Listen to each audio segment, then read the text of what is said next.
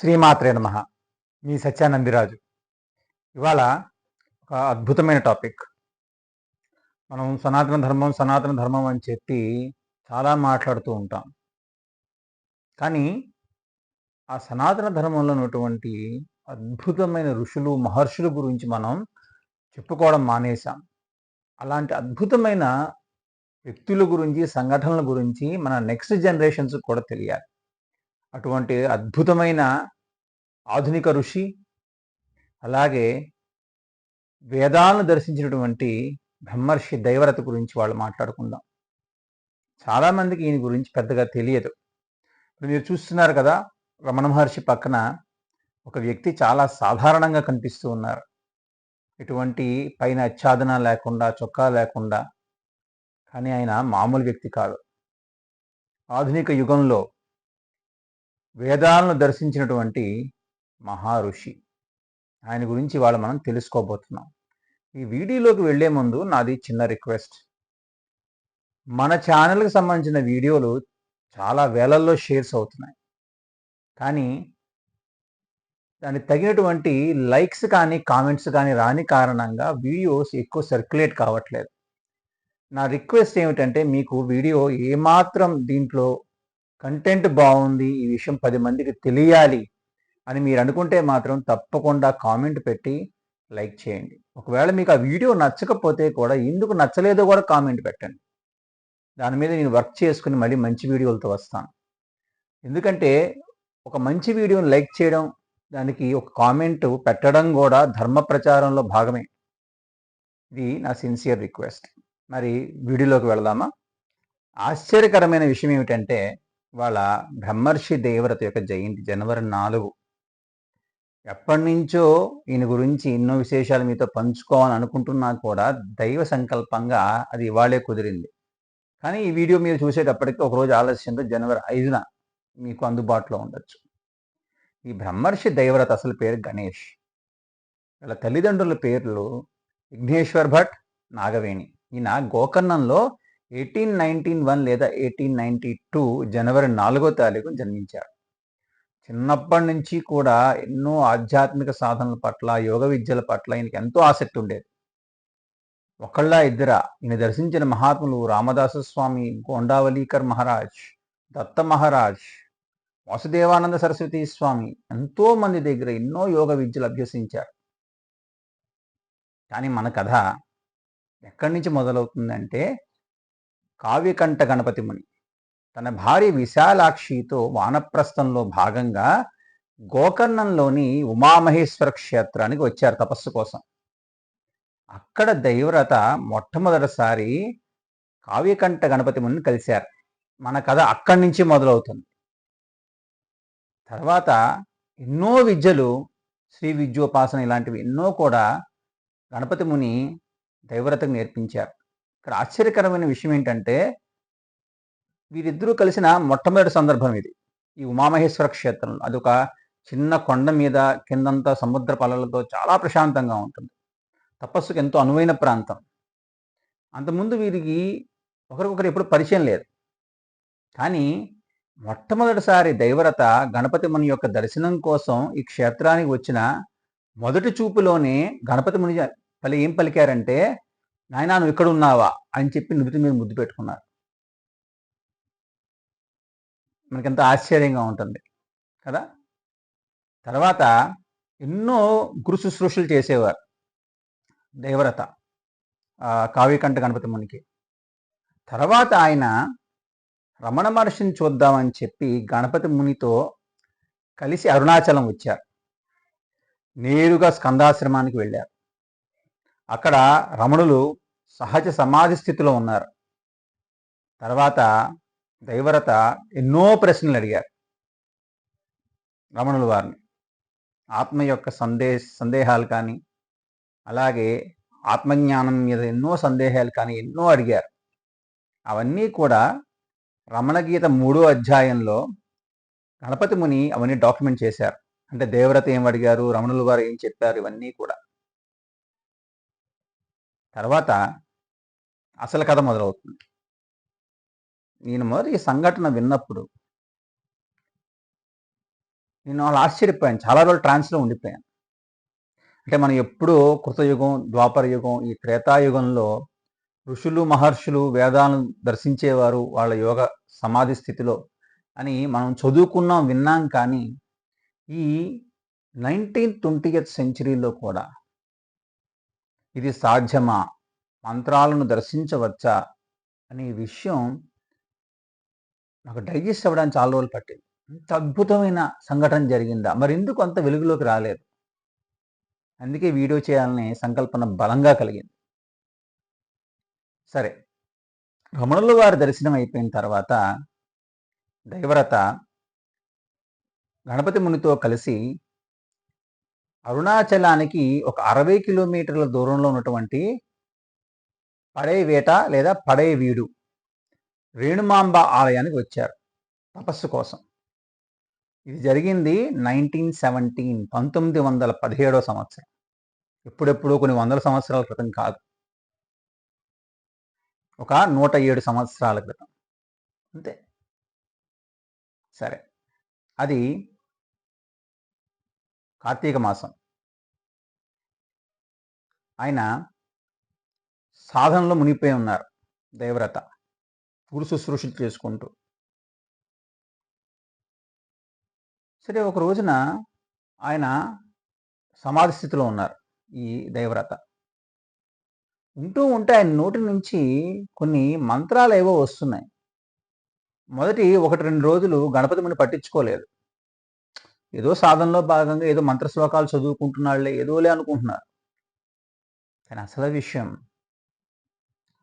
ఆయన యోగ సమాధి స్థితిలో ఋగ్వేద మంత్రాలను దర్శిస్తున్నారు అని చెప్పి గణపతి ముని మొట్టమొదటిసారిగా గుర్తుపట్టారు. ఆయన సంభ్రమాశ్చర్యాలు మునిగిపోయారు. ఈ బాలుడు సామాన్యుడు కాదు. అప్పటికి ఎంత వయస్సు ఆయనకి, దేవరతకి? ఆయన 1892లో పుట్టినా కూడా ఇది జరిగింది 1917లో కాబట్టి గట్టిగా 25-26 ఏళ్ళు అంతే. అప్పటికి పెళ్లి కాలేదు. ఇంకా గణపతి ముని ఆశ్చర్యానికి అవధులు లేవు. ఇంక ఈ దైవరత చెప్పే మంత్రాలన్నీ కూడా ఆయన గ్రంథస్థం చేయడం మొదలుపెట్టారు. అదే అన్వయ భాష్యం మీద ప్రతి మంత్రానికి కూడా ఆయన కామెంటరీ రాశారు, అంటే ఇంటర్ప్రిటేషన్. ఆ మంత్రానికి అధిదేవత ఎవరు, దాని భావం ఏంటి, అవన్నీ కూడా ఒక లాజికల్ వేలో రాసుకుంటూ వచ్చారు. ఈ సమాధి స్థితిలో ఆ మంత్ర దర్శనం, ఆ బీజాక్షర దర్శనాలు ఒక్కరోజు 1 గంట కాదు, 16 రోజులు నిరంతరాయంగా జరిగింది. ఆయన వేగానికి గణపతి ముని లాంటి మహర్షులే, ఋషులే అంత ఫాస్ట్గా దాన్ని డాక్యుమెంట్ చేయలేకపోయారు. కొన్ని మంత్రాలు మిస్ అయిపోయినాయి. ఆయన అంత వేగంగా దాన్ని, ఆ దృశ్యాలు గావించారు సమాధి స్థితిలో. అంత వేగాన్ని కూడా గణపతి ముని లాంటి వాళ్ళే అందుకోలేకపోయారు. ఇంకా ఆశ్చర్యకరమైన విషయం ఏమిటంటే, దైవరథకి అంతగా సంస్కృతం రాదు. అని యోగ సాధనలు, యోగ విద్యలు ఇవన్నీ కూడా ప్రవేశం ఉన్నప్పటికీ ఈ మంత్ర దర్శనం అయ్యి మంత్రాలు చదివేంత, వేద మంత్రాలు చదివేంత సంస్కృతం అప్పటికి రాదని చెప్పి గణపతి ముని చెప్పారు. ఎంత ఆశ్చర్యంగా ఉందో చూడండి. ఎన్ని వందల వేల జన్మల సాధన. ఇటువంటి వాళ్ళు అంత ముందు యుగాల్లో మంత్రాలు దర్శించారు.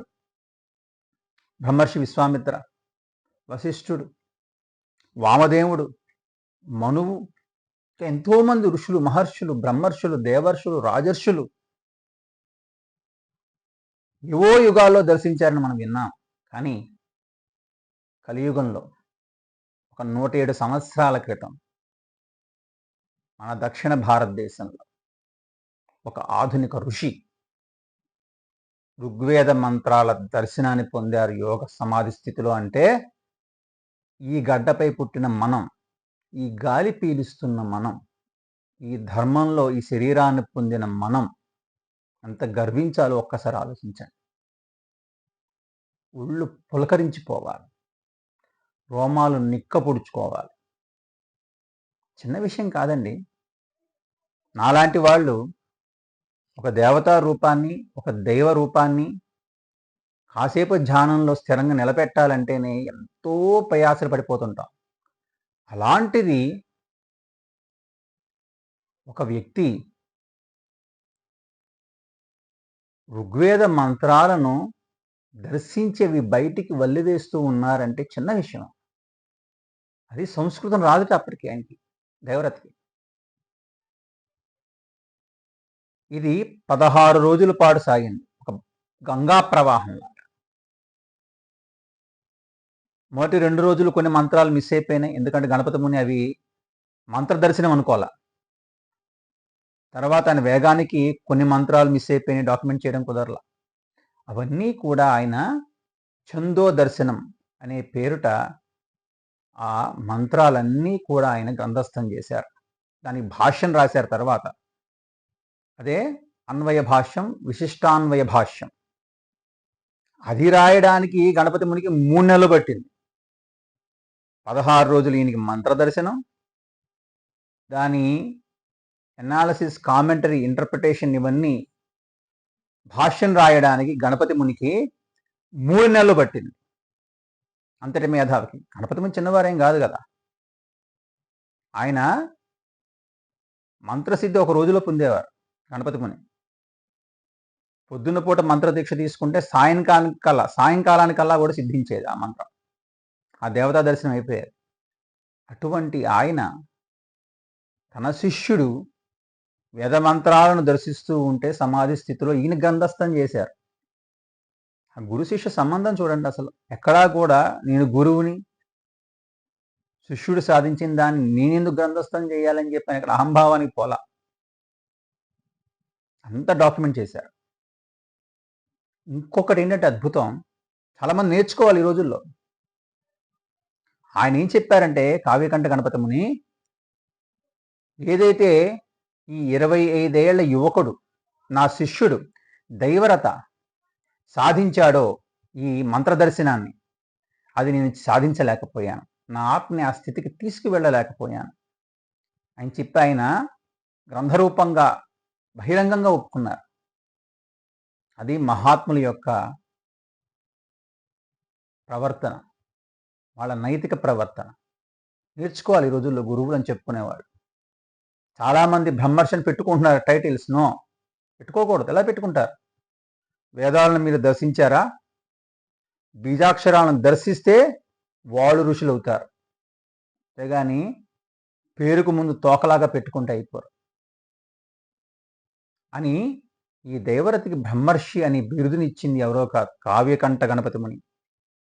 అప్పట్లో విశ్వామిత్రుడు ఈ ఋగ్వేద మంత్రాలను దర్శిస్తే, నాయన మళ్ళీ ఈ ఆధునిక యుగంలో నువ్వు దర్శించావు కాబట్టి బ్రహ్మర్షి అనిపించుకోవడానికి అన్ని అర్హతలు నీకున్నాయని చెప్పి గణపతి ముని ఈ దేవరతకి ఇచ్చారు బిరుదు. అప్పటి నుంచి ఆయన బ్రహ్మర్షి దేవరత అయ్యారు. ఆ మొత్తం ఆ ఛందో దర్శనంలో మొత్తం 450 మంత్రాలు దరిదాపు, 8 అనువాకాలు, 50 వరకు సూక్తాలు. అంతటి అద్భుతమైనటి గ్రంథం ఛందో దర్శన్. మీరు గూగుల్లో సెర్చ్ చేయండి, మీకు దొరుకుతుంది PDF. ఆ లోపల ఉన్న సంస్కృత మంత్రాలు దానికి అన్నిటికీ కూడా చక్కగా లాజికల్గా మొత్తం వివరణాత్మకంగా గణపతి ముని రాశారు. ఆ దేవత ఎవరు, ఆ మంత్రానికి మూలం ఏమిటి, ఆ భావం ఏమిటి, అన్నీ రాసుకుంటూ వచ్చారు ఒక ఆర్డర్లో. తప్పకుండా డౌన్లోడ్ చేయండి. ఇంట్లో పిల్లలకి చెప్పండి, మీ ఆఫీసులో కొలీగ్స్కి చెప్పండి, బంధువులకి చెప్పండి. రే ఈ ఆధునిక యుగంలో చెప్పండి పిల్లలకి, మంత్రాలను దర్శించేటువంటి ద్రష్టలు ఉన్నారు అని చెప్పండి. అది మన సనాతన ధర్మం యొక్క ప్రచారం అంటే అసలైంది అది. అంతేకాని 24 గంటల యూట్యూబుల్లో 4 స్తంభాల ఆట, 5 స్తంభాల ఆటల్లాగా ఈ గురువు గారు ఆ గురువు గారిని తిట్టుకోవడం, ఆయన తిట్టుకోవడం, కౌంటర్ వీడియోలు చేసుకోవడం, ఆ వీడియోలు చూసేవాడిని భ్రష్టు పట్టించడం. ఇది కాదు సనాతన ధర్మం. ధర్మాన్ని ఆచరించడమే సనాతన ధర్మం. ధర్మం వాచా చెప్పడం కాదు.